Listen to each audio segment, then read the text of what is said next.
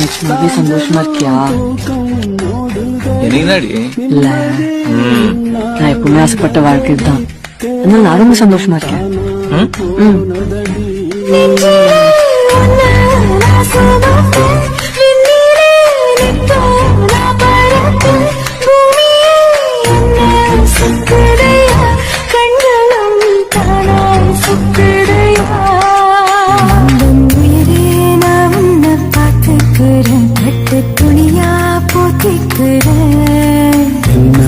மெதுவாழையே மாத்திக்கிட்டு கொஞ்சம் காதல் தீதெல்லாம் கூட்டிக்கிட்டு